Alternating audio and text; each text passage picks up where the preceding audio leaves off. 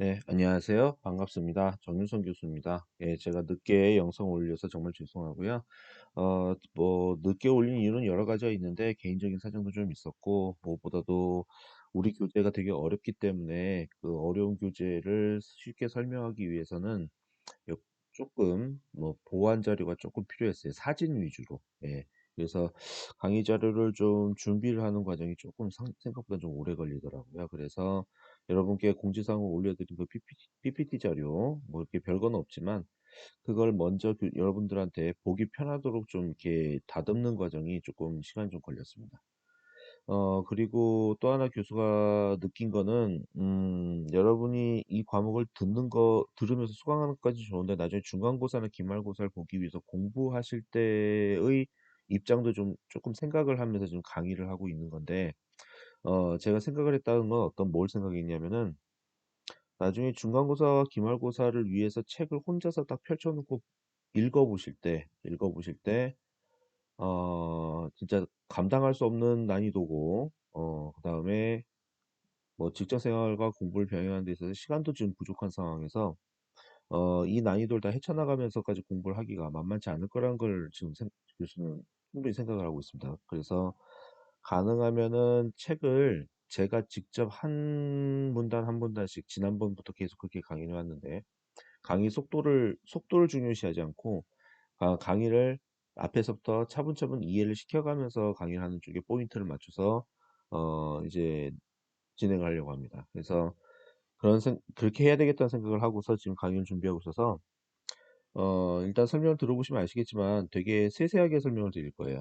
음, 이해 안 되고 그냥 확 넘어가는, 이해가 안 됐음에도 불구하고 뭐 강의 진도를 뽑겠다고 막 진도를 나가는 것이 아니라, 그래도 중간고사, 기말고사 시험 공부할 분량이 충분하게 될 정도로 분량은 충분히 감당될 정도로 나가되, 어느 정도 여러분들이 소화가 잘 되면서 이해가 확실히 되면서 여러분께 되면서 나갈 수 있도록 그렇게 나가려고 합니다.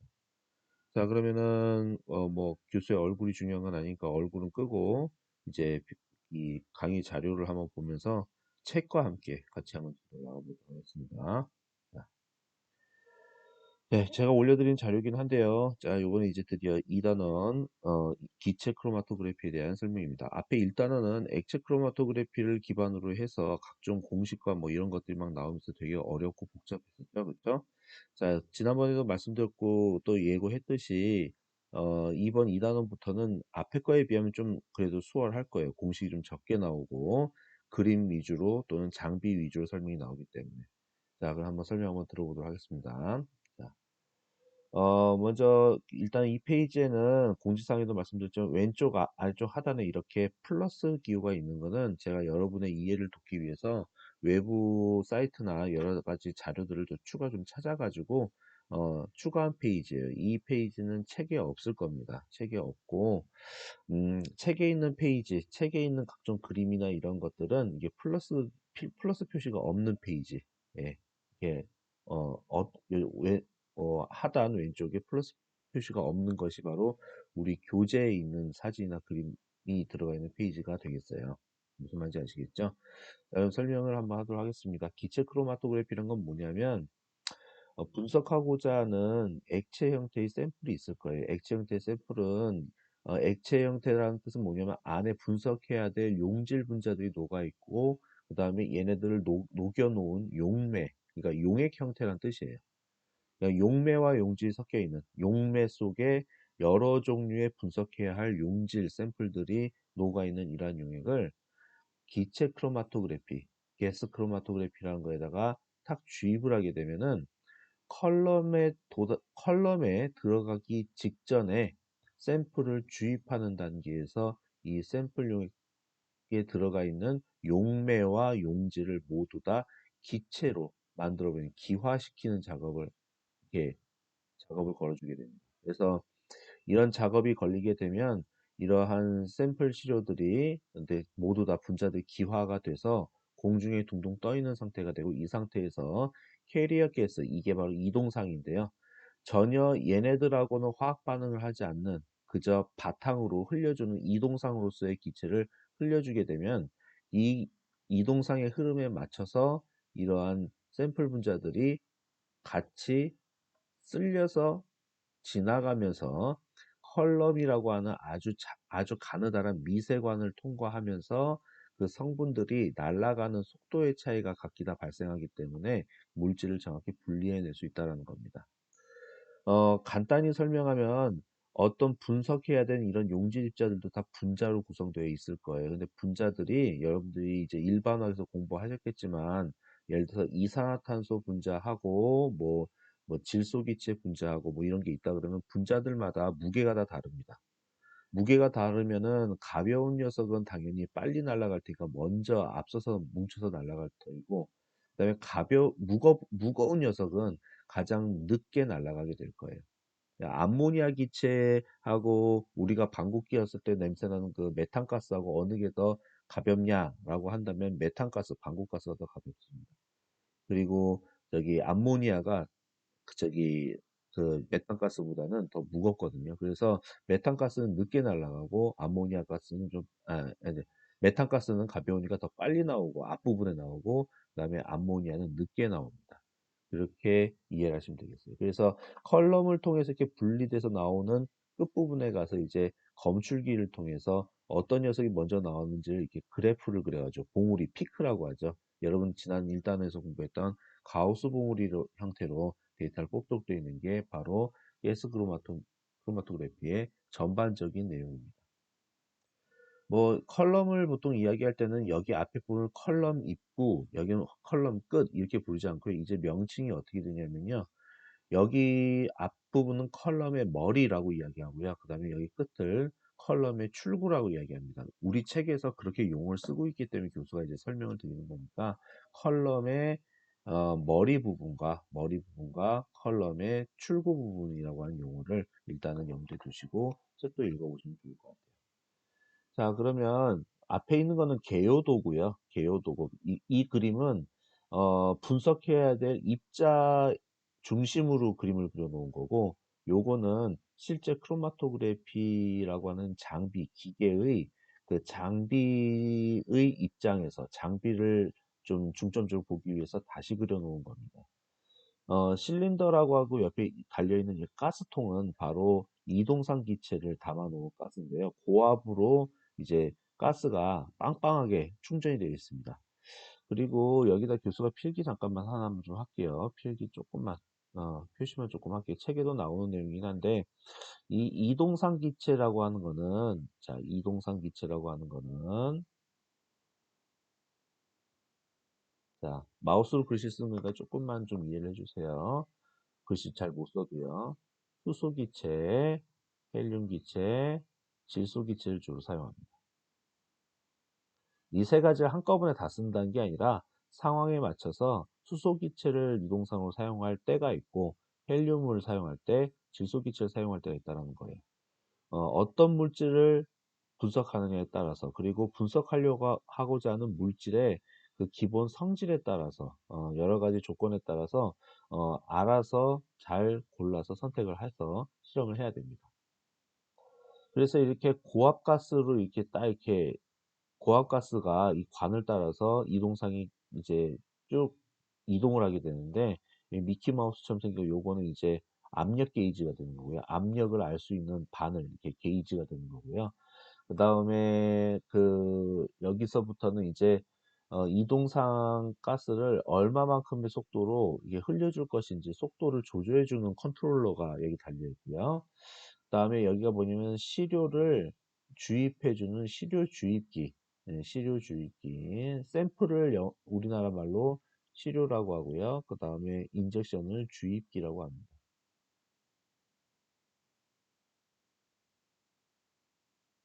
그래서 이 시료주입기를 통해서 이쪽 위에서 이 화살표의 의미는 뭐냐면 이쪽으로 이제 시료를 넣어주고요. 네. 우리가 분석하고자 하는 샘플을 넣어주고 이쪽으로는 이동상 기체가 들어와서 얘네 둘이 이쪽에서 만나서 컬럼으로 그 다음부터 들어갑니다. 컬럼으로 들어가요. 그래서 컬럼 5분이라고 해서 이 컬럼은 여기 이제 분석될 시료들이 이 관을 따라서 삥삥삥삥 여기서 이게 돌다가 이제 검출기로 이렇게 이동하게 되는데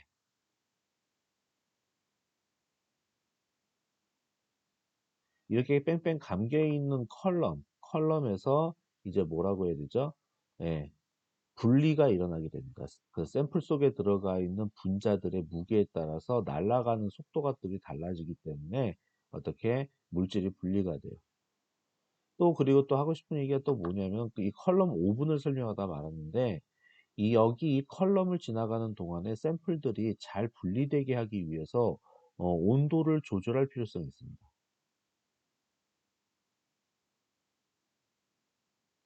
필요 이상으로 만약에 이 컬럼 자체의 온도가 높을 경우에는 오히려 분리가 잘 안 돼서 이쁜 모양의 가우스 봉우리가 나올 수가 없는 경우가 허다합니다. 그래서 너무 또 온도가 낮으면 또 안 되고요. 너무 온도가 낮으면 또 이제 기화되어 있는 시료 샘플들이 잘 날아가지 못하는 그런 현상이 또 발생하기 때문에 샘플에 맞는 적당한 온도를 계속 유지하고 있는 상태에서 컬럼이 그 온도를 딱 유지하고 있는 상태에서 샘플들이 지나갈 수 있도록 환경을 조성해 주셔야 돼요. 그래서 이게 이제 컬럼 여기 윗부분을 갖다 컬럼 머리라고 하고요. 컬럼의 머리. 예, 컬럼의 머리라고 하고, 이게 이쪽 나가는 부분을 컬럼의 끝이라고 이야기합니다. 그래서 이렇게 설명을 드렸는데요. 자, 머리와 끝을 지금 말씀을 드렸고, 네, 자, 그 다음에 좀 지울게요. 자, 미리 앞으로 책에 나오는 내용에 대해서 간단히 소개를 그냥 말씀드리면, 일단은 이 샘플 주입기에 대한 종류만 해도 한 세 가지 종류가 있습니다. 크게 세 가지 종류가 있고요. 그 다음에 이 디텍터 같은 경우에는 그 검출기의 종류는 5가지 이상입니다. 지울게요. 글자를 못 썼네요. 5가지 이상.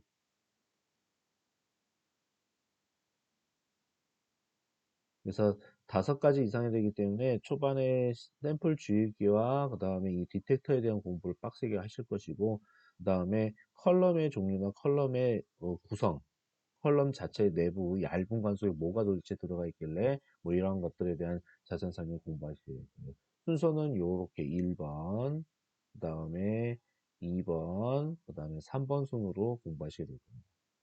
교수는 오늘 영상에서는 1번까지, 즉 샘플 주입기까지만 설명을 일단 드리도록 하겠습니다. 다음 주 시간에 2번과 3번에 대해서 설명을 드리도록 할게요. 그리고 오늘 강의는 막 2시간을 꽉 채워서 강의하지 않고 적당히 1시간 살짝 넘게 강의하도록 하겠습니다. 자, 그러면은 이제 우리 책에 나와 있는 그림입니다. 여러분 책에 요 그림 나와 있는 페이지가 몇 페이지냐면요. 네, 28페이지죠. 자, 앞에서부터 그림을 보고 이제 공부를 하셨기 때문에 이제 이게 우리 책에 이렇게 간단하게 나와 있는 내용이 도대체 무슨 내용인지 이제 눈치를 충분히 채실 수 있을 거예요. 자, 먼저 요쪽에서부터 요 부분이 바로 뭐냐면요. 요 부분이 바로 치료 주입기 부분입니다. 그 다음에 요 부분이 무슨 부분이냐면요. 여기까지가 바로 온도가 조절된 컬럼 오븐입니다. 여기 안에 컬럼이 들어가 있어요. 온도 조절은 영하 30도에서부터 450도까지 가열이 가능하고요. 어떤 샘플이나 어떤 시료 물질들은 영하 30도까지 온도를 낮추더라도 저기 뭐 다시 액체로 돌아온 일이 없어요. 무슨 말이냐면은 여러분 고체는 얼음이라고 할 수 있겠죠. 그 다음에 액체는 물이라고 할 수 있겠고요. 그 다음에 기체라고 하는 거, 뭐 이걸 설마 모르시는 분은 없을 텐데, 이쪽으로 가는 거는 온도가 높을수록 온도 T 값이 증가하면 증가할수록 이렇게 변하는 거지만, 이쪽으로 가는 거는 온도가 점점 낮아져서 온도가 냉각될 때 변하는 거예요. 시료 샘플들은 경우에 따라서 기체 형태, 액체 형태, 고체 형태를 다 가질 수 있는데, 어떤 시료냐에 따라서 온도를 낮춰도 어는 점이나 녹는 점 이런 게 충분히 낮다 보니까 영하 30도에서도 기체 형태를 유지하는 녀석들이 그런 샘플들이 얼마든지 있을 수 있어요. 사실은 크로마토그래피는 가능하면 지나치게 고온에서 찍지 않는 게 보통 권장되는 상황이거든요. 사실 여러 가지 물질을 모두 분석해야 될 물질을 기체 형태로 만들어서 그 기체 크로마토그래피의 컬럼을 통해서 기체 형태로 분리를 시키고 싶으면은 기체 상태를 유지해야 되기 때문에 뜨겁게 가열하는 게 답일 거예요. 하지만 실제로는 지나치게 온도를 가열하면 그 컬럼, 아까 전에도 얘기했지만 분석 결과가 밑에 있는 것처럼 이렇게 이쁘게 나올 수가 없습니다. 뾰족뾰족 이렇게 가우스 그, 고- 그 봉우리에 거의 맞게끔 날카로운 봉우리로 결과값을 얻기가 힘들어요. 자, 그래서 이제 검출기까지 포함을 해서 크로마토그래피라고 이야기하는데 검출기는 한 요 부분에 있습니다. 그 다음에 이제 컴퓨터의 크로마토그램이라고 하는 건 컴퓨터 PC에서 이제 그래프를 그려주는 건데요. 여기 요 녀석을 이야기하는 거죠. 이렇게 되면 어떻게 된다? 네, 이렇게 크로마토그램이라고 하는 그래프를 얻을 수가 있어요. 옆에 적혀져 있는 거는 이제 조건을 적어주는 건데, 뭐, 예를 들어서 뭐, 컬럼의 길이는 25m이고, 그 다음에 컬럼의 지름은 0.22mm이고, 뭐, 온도는 60도에서부터 240도까지, 점차적으로 가열해 주면서, 찍기 시작한 온도는 뭐, 60도, 그 다음에 점점 분리를 해 가면서 온도를 240도까지 점차적으로 올려줬다. 뭐 이런 이야기가 나오고 있습니다. 그 다음에 미리 교수가 지금 여러분 설명하는 이유는 뭐냐면 뒤에 용어들이 다 나오기 때문에 그건데 이게 스플릿 인젝션이라고 라는 게 뭐냐면은 분할 주입을 했다는 뜻이에요. 이따가 그 시료를 주입하는 방법이 분할 주입 또는 비분할 주입 뭐 이렇게 방법들이 나오거든요. 그 방법에 대해서 설명할 때 이 용어가 나오니까 일단 좀 알고 계시면 좋을 것 같습니다. 이해가 되시죠? 네, 좋습니다. 자, 다음. 그래서 앞서서 설명했던 걸 누차 이제 강조드리는 건데요. 모바일 페이지 이게 바로 우리나라 말로는 이동상이라고 하는 겁니다. 정확히 말하면 이동상 기체겠죠. 어, 이제 기체 크로마토그래피는요. 그래서 여기 이 기체들은 네온가스나 헬륨가스, 수소가스나 그 다음에 질소가스 세 개 중에 하나만이 일단은 선택되어서 적당히 선택되어서 사용된다라고 말씀을 드렸고, 그다음에 컬럼은 보면은 컬럼에 대한 그림 잘 보시면 지금 이 그림을 교수가 인터넷에서 따온 이유는 정말 설명 잘 해놨기 때문에 그렇습니다. 컬럼 자체는 이렇게 금속 재질로 되어 있어요. 통상 구리로 되어 있습니다. 왜 그러냐면 주변의 온도를 조절하면 그 온도가 그대로 열 전달이 잘 될 수 있도록 되어 있는 그 열 전달 효율이 상당히 좋은 금속이 구리이기 때문에 구리를 얇게 관으로 만들어서 써요. 근데 그걸로 끝나는 게 아니라 그 구리관 이거의 두께가 여러분 0.5mm밖에 안 돼요. 이 샤프심 두께밖에 되지 않습니다. 그런데 여기서부터 여기까지 실제로 기체가 흐를 수 있는 요 두께는 대략 약 0.2mm 정도밖에 되죠. 공간이 엄청 적다는 거죠. 그러면 여기 중간에 요 녀석 있죠. 이렇게 살색으로 지금 칠해져 있는 부분, 요 부분이 바로 스테이셔너리 페이스. 이게 바로 영어로 고정상이라고 하는 겁니다. 고정상 또는 정지상. 멈춰 있는 녀석. 다른 녀석들은 흘러가는데 이 녀석만 멈춰 있는 녀석이라 정지상이라고 불러요.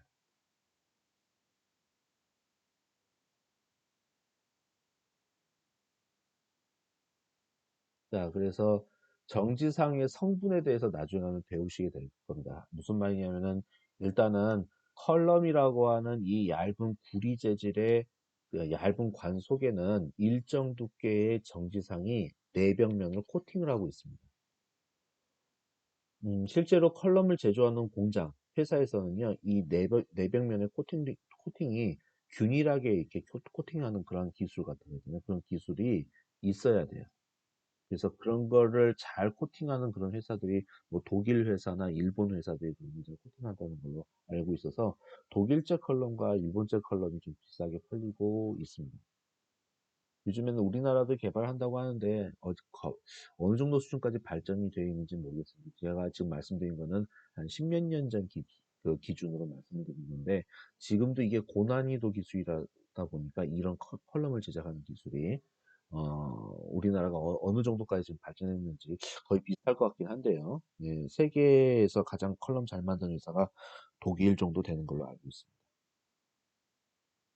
자, 이런 컬럼을 이용하면 샘플을 인적, 샘플을 주입을 했을 때 기체 형태로 샘플 혼합물들이 들어온다 하더라도 그 물질들이 이 이동상을 따라서 흐르려고 하는 성질과 고정상에 늘러붙으려고 하는 정지상에 늘러붙으려고 하는 성질 간의 그러한 그 차이 때문에 얘네들이 이렇게 분리가 된다고 할 수 있겠죠. 물론 입자의 무게도 여기에 그러니까 이 분자들의 무게도 질량도 영향을 미칩니다. 그 결과는. 이런 식으로 이동상을 따라서 컬럼 바깥으로 이제 컬럼 축으로 빠져나오게 되면 이렇게 크로마토그램이라고 하는 그래프로 이쁘게 우리가 결과를 뽑아낼 수 있다는 거죠. 자, 그래서 무슨 말하고 싶으냐. 이게 여러분 지난번에 우리 1단에서 끔찍했던 거 있잖아요. 끔찍했던 거를 다시 한번 교수에게 설명해야 될 것 같은데 자, 이 그래프가 반 딤머의 그 공식에 의해서 나온 그래프이죠. 이 그래프는 여러분 지난번에 몇 페이지 잠깐만 볼 거냐? 그 끔찍해 보여도 저기 예 그래요. 반 딤머의 식은 17페이지에 나오죠.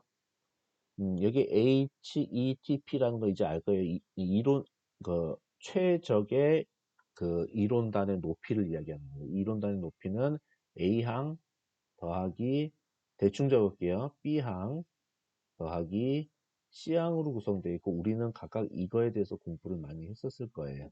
그렇죠? 자, 그러면 이 그래프에 대해서 설명할게요. 요 이론적인 이론단, 그러니까 분리가 잘 될 수 있는 최적의 이론단의 높이는 이 공식에 의해서 결정이 되는데 그때 이론단의 높이는 어떤 이동상 기체를 써주느냐에 따라서 크로마토그래피가 영향을 받기 때문에 그때그때마다 이 H값의 영향을 받을 수 있다는 거예요. 이론단의 높이가 작으면 작을수록 최적의 그 높이라고 이야기하는 건데 질소 같은 경우에는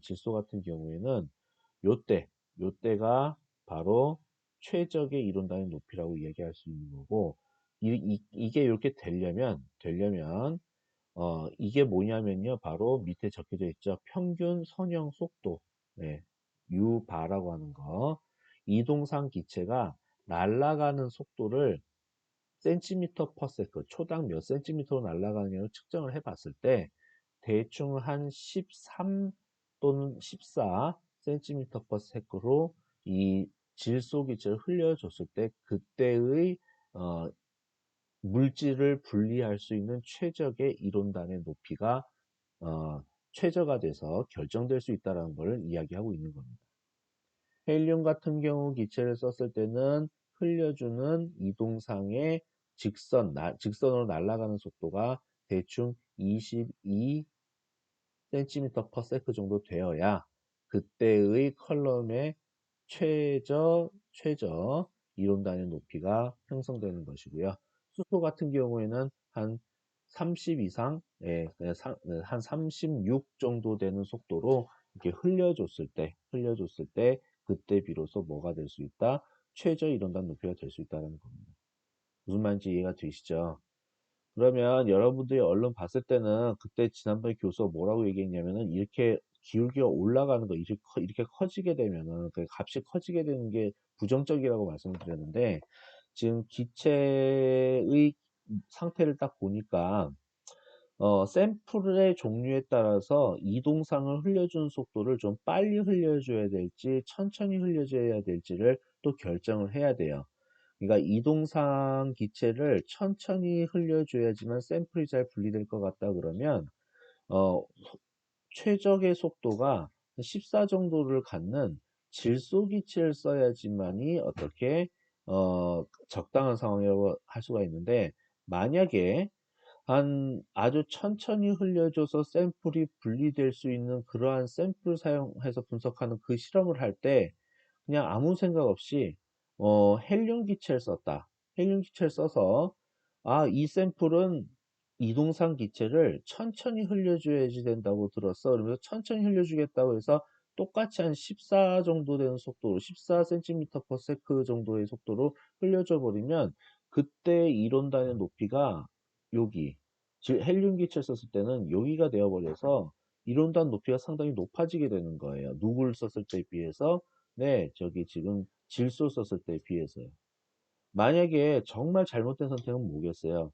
예, 이동상 기체를 천천히 흘려줘야 될 실험에서는 수소 기체를 쓰는 게 정말 잘못된 선택이죠. 왜냐하면 수소 기체를 이렇게 14cm per sec 정도의 속도로 흘려줘 버리면 그때 컬럼에서 가장 잘 분리해낼 수 있는 이론단의 높이가 상당히 커지게 되는 그런 실수를 범하게 되는 겁니다.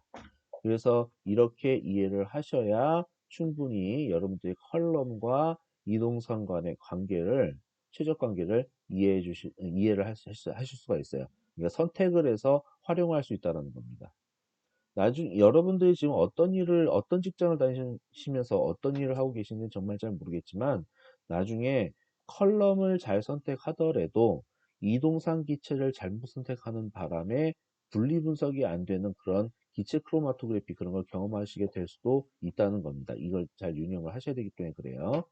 그 다음에 요거 U바는 어떻게 계산하는 거냐면은 이동상 기체가 날아가는 속도를 측정하는 건데, 여러분 TM이 뭔지 앞에서 우리 공부했었죠. 이게 무슨 시간이라고 공부했었어요. 자, 일주일 정도 지나고 나니까 머리가 포맷된다는 거 저도 잘 이해는 합니다만, 기억이 안 나면은 앞에 책 좀 잠깐 뒤져보시거나 노트 필기한 거 찾아서 한번 대답 한번 해보십시오. TM을 무슨 시간이라고 하죠? 무슨 시간? 불감 시간이라고 하죠. 불감 시간은 뭐냐면요.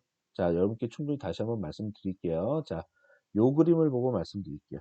자, 잉크 지우고. 여러분 시료를 딱 주입을 하는 이 시점 보이시죠? 즉, 주입기에 무언가 들어가서 검출기에 딱 뜰 때까지 요 걸리는 시간을 머무름 시간 TR이라고 했어요. 이거는 시료에 대해서 언급을 하는 겁니다. 치료에 대해서 언급하는 시간이에요. 주입기로 딱 들어가서 컬럼을 빠져나와서 검출기에 감지가 컬럼에서 빠져나와서 검출기에 딱 감지가 될 때까지 걸린 시간이 바로 머무름 시간 TR이었고요.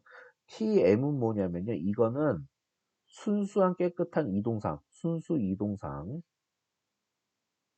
이동상만, 어, 자, 무슨 말이냐면 시료주입기에다가 샘플 말고 그 이동상을 딱 넣어놨어요. 이동상 기체 딱 넣었는데 이 이동상 기체가 주입기에 들어가서부터 컬럼을 다 채우서 가득 채우서 검출기에 마침내 도달해서 순수 이동상의 시그널이 나올 때까지에 걸리는 시간을 TM, 이걸 갖다가 바로 아까 말한 불감 부피라고 하는 거예요.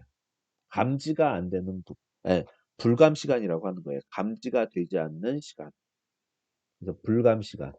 그래서 그, 뭐지, 이동상 기체에서부터 감지가 되기 시작하면서 이제 그때 이제 시료를 딱 집어넣게 되면 시료가 지나가면서 나오는 시간이 이게 이제 바로 TR이 되는 거죠. 자, 하고 싶은 얘기가 뭐냐면, 이 U바 있잖아요. 평균 뭐예요? 이동상의 직선 방향으로 이동할 때의 속도, 그걸 선형 속도라고 하는 건데, 그 U바는 이 L은 컬럼의 길이,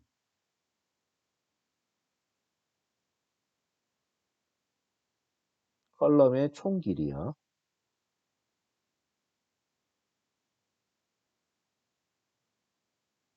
그 앞에서 1단에서 교수가 설명했듯이 그 기체 크로마토그래피의 컬럼의 경우에는 미세한 관을 감아놨기 때문에 그걸 다 펼쳐보면 100m까지도 길어진다라고 얘기를 했었는데 엄청나게 긴 길이를 이야기하는 겁니다.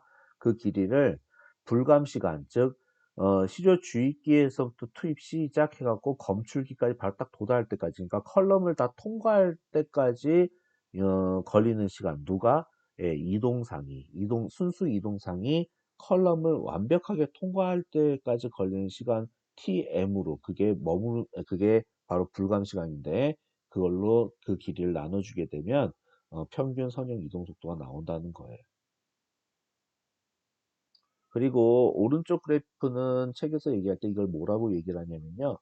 온도가 증가하면 증가할수록 기체들은 이제 우리 평범한 사람들은 전혀 못 느끼는 건데 기체들도 점성도, 즉 끈적끈적한 정도, 점성도가 점점 증가합니다. 온도가 커지면 커질수록 증가하면 증가할수록 그나마 자연계에 존재하는 기체들 중에서 이 세 개의 기체가 가장 점성도가 낮은 기체라고 보통 이야기를 해요. 그래서 크로마토그래피에서 사용을 하거든요. 쉽게 얘기해서 뭐 이산화탄소라든지 공기 중에 흔한 기체도 되게 많아요. 뭐 수증기 기체도 공기 중에 되게 흔하죠. 습도를 그래서 유지하고 있잖아요. 그다음에 또 뭐가 있나? 이산화탄소 그다음에 우리가 숨을 쉴 때 필요한 산소 기체 이런 거 정말 주변에 흔한 기체들 이런 기체들은 기본적으로 온도가 추울 때도 점도가 엄청 뛰어납니다. 얘네들이 그나마 점성도가 적어요. 네, 여러분들한테 무슨 얘기를 하고 싶으냐 두 가지를 얘기하고 싶어요. 책에도 나오는 건데 이 점도가 증가하게 되면 반디모 공식 아까 반디모 공식 교수가 아까 적었는데도 지워졌네요. H는 아까 A항, B항, C항 이 항들 중에서 온도가 증가하게 되면 요 B와 C 항이 상당히 커지게 돼서 결국에는 이론단 산소 값이 상당히 이론적인 이론단 값이 커지게 됩니다. 그래서 이론적인 이론단 값이 커지게 되면 컬럼의 효율이 떨어진다고 분명 말씀을 드렸잖아요. 분리 능력이 점점 떨어진다고. 그래서 분리하는 능력이 감소하기 때문에 온도를 너무 지나치게 증가시키는 거는 옳지 않다라고 이야기해요.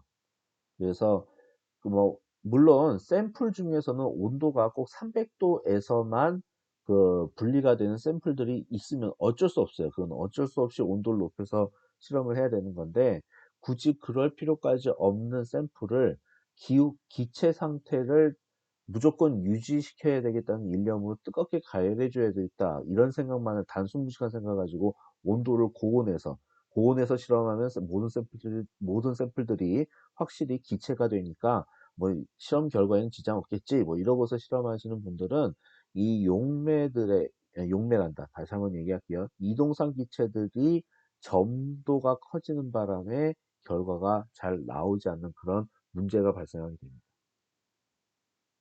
첫 번째는 어쨌든 온도를 필요 이상은 높이면 안 된다. 이동상의 점도가 증가한다. 이런 말을 말씀을 드린 게 이 그래프, 오른쪽 그래프를 보면서 교수가 이야기하려고 하는 첫 번째 내용이고요.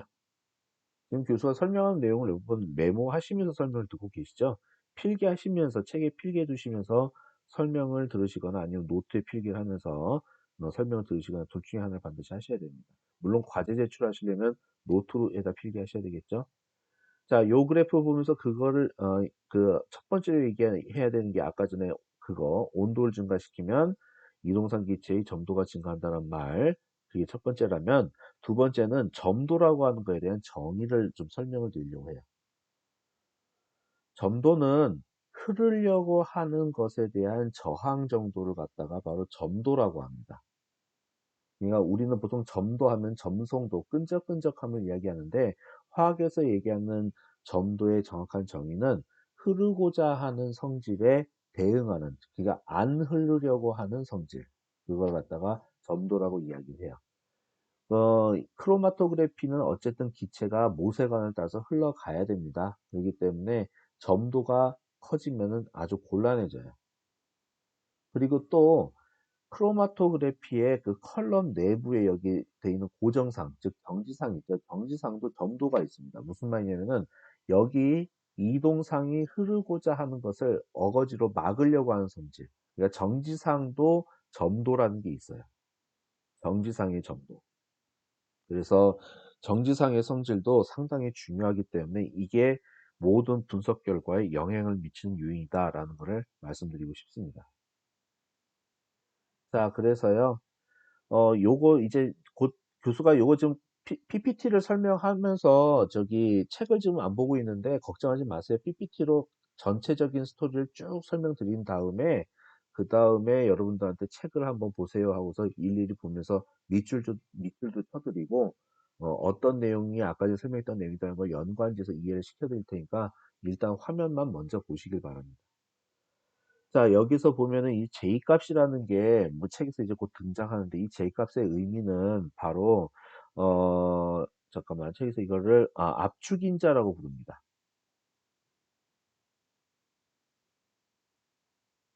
네, 압축인자는 어떤 개념으로 적용시키는 개념이냐면요. 여러분 컬럼의 머리 부분이 이렇게 있고 컬럼관을 이렇게 길게 폈다고 한번 생각해 볼게요. 컬럼관을 길게 폈어요. 그러면 컬럼의 머리 부분으로 샘플이 들어가기 전에 이동상을 흘려준다 그랬잖아요. 이동상. 먼저 깨끗하게 이동하는 녀석을 쫙 흘려주는데 이때 고압력으로, 높은 압력으로 기체를 흘려줘야 됩니다. 쫙 세게 밀어줘야 돼요. 딱 이렇게 밀어주다 보면은 여기는 압력이 센데 이 출구로 나올 때 한 100m 길이만큼 멀리 떨어져 있는 이 입구 있잖아요. 이 입구로 기체가 빠져나오면 이 기체의 압력은 완전 저압이 돼서 이 저압이 바로 거의 공기의 대기압, 우리가 숨쉬고 있는 이 공기의 대기압은 어, 보통 일기압이라고 하잖아요. 그렇죠? 일기압. 영어적인 단어 표현으로는 ATM이라고 이야기하고 또는 킬로파스칼로 이렇게 이야기하기도 합니다. 킬로파스칼. 그래서 우리가 숨쉬는 그, 그 평상시 기체의 대기압을 우리가 일기압이라고 하는데 킬로파스칼로 값으로는 101.3 킬로파스칼 보통 이렇게 이야기합니다. 어쨌든 하고 싶은 얘기는 왜 교수가 파스칼 단위를 왜 이야기하고 있냐면요. 우리 저기 이 크로마토그래피에서는 압력의 단위를 주로 파스칼로 이야기를 합니다. 그래서 그런 거예요. 그래서 하고 싶은 얘기, 대기압을 갖다가 P0라고 언급을 하고요. 이 그 이동상을 컬럼의 머리 쪽에서 밀어넣기 위해서 세게 불어넣어 주기 위해서 거는 그때 기체의 압력을 바로 그냥 단순히 P 이렇게 표시를 합니다. 그래서 P0는 대기압의 압력, 그 다음에 밀어넣어주는 압력은 저기 P 이렇게 얘기를 해서 요게 들어간 건데 압력이 다르다는 얘기는 흘러가는 속도나 흘러가는 파워에 좀 차이가 있다는 얘기예요. 원래 컬럼을 통과할 때서부터 나올 때까지 똑같은 압력을 받으면서 시료 샘플들이 균일하게, 균일한 속도로 시종일관, 시작부터 끝까지 일정한 압력을 받으면서 균일하게 이동을 해줘야 결과값이 아주 이상적으로 가우스 그래프가 이쁜 봉우리로 이렇게 나올 수가 있는 건데 어쩔 수 없이 압력의 차이는 생길 수밖에 없거든요. 그래서 이 압력의 차이를 어느 정도 보정해 주기 위해서 계산하는 인자를 바로 압축인자라고 하는 겁니다. U0는 이동상만 날아가는 속도, 이동상이 대기압에서 날아가는 속도,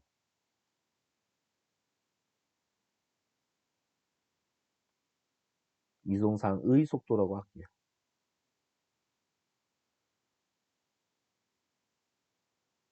그 다음에 여기 U는 바로 뭐냐면은 바로 요 압력에서, 즉 이동상의 속도인데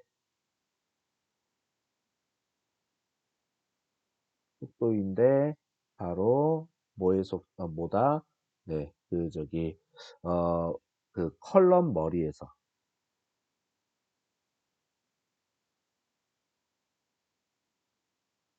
머리에서의 속도라고 이해하시면 되겠습니다. 무슨 말인지 이해가 되시죠? 예. 그래서 이렇게 압축인자는 속도로 표현하면 되게 간단한데 걸리는 압력으로 표시하면 뒤에 있는 시점 좀 복잡해질 수 있다는 사실 요걸 보시면 되겠습니다. 이해가 되셨나요? 네, 좋아요. 자, 그다음에 요거는 뭐냐면은 주사기처럼 보이시죠? 그쵸? 예, 시료를 갖다가 이렇게 1 마이크로미터 단위로 눈금 하나하나가 마이크로미터가 아니라 미안합니다. 1 마이크로리터, 리터. 엄청나게 마이크로라고 하는 단위는 10의 마이너스 6승입니다. 네. 10의 마이너스 6승 리터 단위로 눈금이 새겨져 있는 시료 주사기라고 이야기하는 거예요. 네. 그래서 이런 주사기가 있는데 요 우리 책에는 위에는 요 그림이 나와 있어요. 몇 페이지에 나와 있냐면은 30페이지에 나와 있죠. 요 그림으로 봤을 때는 여러분들이 이게 진짜 주사위가 왜 이렇게 뭐 이상하게 생겼냐 잘 못 알아보시겠죠. 실제로는 요 녀석을 그림을 그려놓은 거예요. 교수님, 가운데 있는 거는 주사기라는 건 알겠는데 옆에 있는 이 틀은 뭔가요? 기계에다가 오차 없이 찔러 넣기 위해서 설치해 놓은 고정틀이라고 보시면 됩니다. 무슨 말이냐면은 여기 바늘도 이 바늘이 머리카락 굵기 바늘이거든요. 그러니까 이 바늘이 잘못 기계에다 잘못 집어넣게 되면은 바늘이 휘어지거나 구부러지거나 부러지게 됩니다. 그러면은 뭐 안 되겠죠. 그렇기 때문에 이 고정 틀을 딱 이렇게 설치해 놓으면 요 고정 틀을 기계에 딱 꽂을 수 있도록 고정 틀이 딱 이렇게 열쇠와 자물쇠처럼 딱 맞도록 이렇게 딱 이렇게 되어 있어요. 그래서 맞춰서 그대로만 꽂기만 하면 바늘에 무리가 안 가도록 정확히 그 기계 안에 시료를 찔러 넣을 수 있는 이 바늘이 삽입이 됩니다. 그래서 그리고 또 하나 또 말씀드리면 바늘의 종류도 되게 다양해요. 그러니까 시료를 주입하는 방식에 따라서 바늘의 길이가 긴 것도 있고 짧은 것도 있고 심지어는 없는 것도 있고 좀 다양하거든요. 그래서 시료의 성질에 따라서 이 주사기의 종류를 바꿀 수도 있다라는 것도 좀 알고 계셔야 될 것 같아요. 무슨 말인지 아시겠죠? 그래서 이제 아까 전 말했듯이 이거 고정틀, 이런 고정틀을 꽂고 고정틀이 어디에 꽂게 되느냐? 여기 손잡이 여기 윗부분에 이걸 갖다가 들어 올리게 되면, 잠깐만요. 요런 식으로 빠져나와서 거기에 이렇게 주변에 고정틀 같은 것들, 고정틀대 같은 것들이 이렇게 같이 빠져나옵니다. 그래서 이 고정틀대가 여기가 이제 여기 바늘이 계속 쭉 들어가면 밑에 컬럼이 그때부터 이렇게 돌돌돌돌 말려가지고 연결되어 있거든요. 이 부분이 컬럼 머리예요. 여기 요 부분이 컬럼 머리입니다. 아, 이건 미안합니다. 컬럼 머리는 아니구나. 여기에 또 주입기가 있구나. 미안합니다. 치료 주입기. 치료 주입. 치료 주입기의 입구입니다. 이 입구에 이렇게 바늘을 제대로 딱 꽂을 수 있도록 이렇게 도구 장치가 지금 걸려져 있는 상태입니다. 대충 이렇게 생겼다는 걸 아시면 될 것 같습니다. 그 다음에 요거는 뭐냐면요. 요게 바로 이제 사람이 일일이 샘플을 하나씩 하나씩 이렇게 찔러 넣을 때는 저 주사기 하나만 있으면 되는데요. 만약에 찍어야 될 샘플이 한 수십 개, 수백 개가 된다. 그러면 어떻게 되냐면 기계가 자동적으로 이렇게 바늘로 쪽 빨아 올려서 기계에다 탁 넣어주고 이게 자동으로 돼야 됩니다. 그래서 자동 샘플 주입기가 되겠습니다. 요거는 여러분 어디에 나와 있는 거냐면 아까 전에 여러분 사진에 보면 요 부분을 지금 교수가 확대해서 말씀을 드린 거예요. 여기 보면 요게 뭐냐면은 여기 밑에 디스크가 있는 부분에서 수많은 샘플들을 병에다 담아서 꽂아 놓으면 요게 이 로봇팔이 내려가서 바늘을 푹 찔러 가지고 샘플병에 바늘 찔러서 샘플을 일부 조금 몇 마이크로리터를 딱 따가지고 바로 옆으로 탁 이동해 가지고 샘플 주입기가 이제 바늘을 푹 꽂아 가지고 어떻게 안에 이렇게 컬럼이 이렇게 돌아가고 있는데 이 컬럼이 돌아가고 있는 데다가 푹 꽂아 가지고 어떻게 이제 샘플을 로딩한다고 얘기하는데 샘플을 딱 기계 속에다가 주입을 해요. 그런 식으로 가는 겁니다. 그래서 그거를 좀 확대해서 그려놓은 그림이 요 그림이라 인터넷에 여러분 한번 어, 이제 쉽게 보고 이해하시라고 육안으로 이렇게 보고 구체적으로 이해하시라고 교수가 인터넷에 그림을 따갖고 온 거예요. 이렇게 보시면 되겠습니다. 자, 그래서 저런 식으로 이제 바늘 끝이 이렇게 딱 내려가게 되면은 여기가 바로 이 주가시가 아니라 주사기인데 책에 오탈자가 있어요. 주사기요. 주사기 끝에 바늘 끝에 이렇게 오게 되면은 요 파트 있잖아요. 요 파트가 바로 컬럼은 이제 여기 아래서부터 시작되는 거고요. 컬럼 여기 아래서부터 시작되고 요 파트를 바로 시료 주입기라고 이야기를 합니다.